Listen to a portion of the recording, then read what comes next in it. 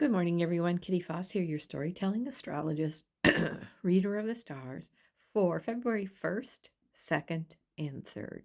I'm going to do this as a full block of time. We are entering this time, this build up to some great ending that is coming forth. And it starts with the very 1st of February with the full moon, the snow moon, Imbolc, whatever you understand it to be. Moving into Groundhog's Day, 6 more weeks of winter, by the way, according to Puxatawny Phil. And it is such an interesting entrance into this getting ready for whatever this ending that's coming around the eclipse in the great world's set point that happens on the 19th and the 20th of February. Partially because what is happening is across these 3 days, every aspect, every conversation that's happening is considered something that has to be resolved. It's either in opposition or a square or it's incongruent. A quincunx is what that's called, where energies are not necessarily seeing each other. So I'm going to kind of go over that and then go over my interpretation of it. And this also accumulates on the 3rd with at 9:33 p.m. Eastern Standard Time, Uranus in Taurus finishing its retrograde.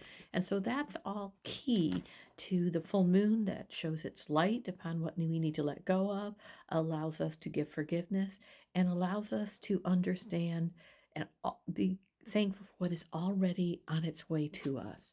So let's take a look. Um, the belly of the mother is really what the first is about. It's about the returning to the light, the midpoint between the December um, solstice and the spring equinox. And that's February 1st. It's a purification. It's all about birth and harmony and not necessarily harmony, but the growth and the chaos, actually, that's sometimes part of a growth.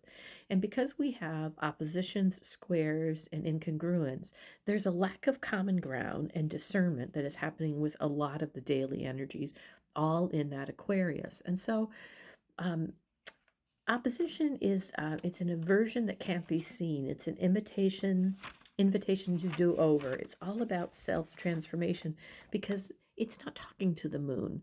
Um, the energy of the moon. That's what they're all in conversation with. It's a Leo moon. And a Leo moon is all about what moves us forward and what the moon is.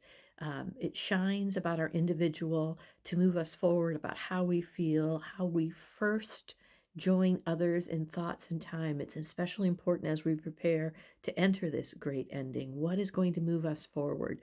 We are looking at the polarization tension, the tug of war of the oppositions, the searching for a midpoint in the planets that are in oppositions.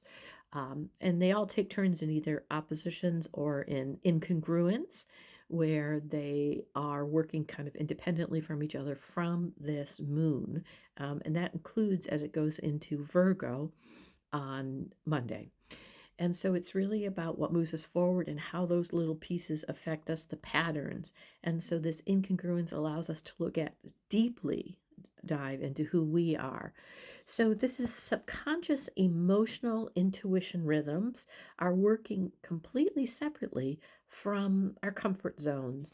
And it's really about looking at our individual reactions. So as we are preparing for this great ending, we have an opportunity to look at our own polarizations that are happening with our own visionary energy and act with purpose over these 3 days, breaking old patterns and renewing our commitment to ourselves. How you react is what you own. How others react to your reaction is what they own. And this is an opportunity to really take a look at how that is happening. Um, I like the word activate rather than trigger because it seems to slow me down. Remember, emotions come first, not thoughts. Emotions come first, and then we assign them thoughts and patterns. So we have an opportunity to look at them a little separately from our moon and private energy and step back with that observational skill. And as simple as that sounds, that others' reactions are owned by them, it is a profound impact in the energy that is creating this change when we see ourselves as part of a bigger group, part of that humanitarian energy, we can tap into the magnification of what energy, the blocking the signal of some of the other more denser energies that are out this. Our one singular square, so we have a lot of oppositions, we have a lot of incongruence, happens on the 2nd, and it is about the moon at that point still in Leo, squaring Uranus. It is the resetting of karma as we have this opportunity, this internal revolution. So when Uranus is in um, retrograde, it's about an internal revolution, and it's to help us free ourselves of contracts, soul contracts that we have energetically perhaps signed up for, and request and let go and get some new ones, because it's an awakening. It's a revolutionary energy. It's chaotic in its form, but it is about moving forward. It is innovative. It is a new kind of freedom to understand. You're energetically asking to create new ways, and review what is coming.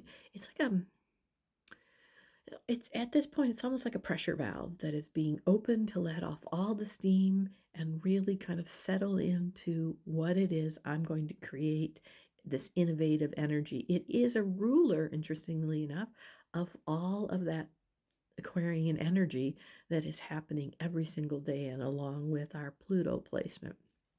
As a matter of fact, the only planet that doesn't show up over these 3 days is Jupiter. Jupiter in that has entered uh, Cancer, and what we're nurturing. So that's interesting. It's one of our bridge planets. But it's this pressure valve urging final decisions on awakening, getting ready to take the actual steps. And again, how we deal with the ending is where we will be standing as the new beginning steps forth. It's an inner work for the outer manifestation that's happening. Let's not call it manifestation, let's call it attraction that is happening. Final decisions and awakening and changes can occur.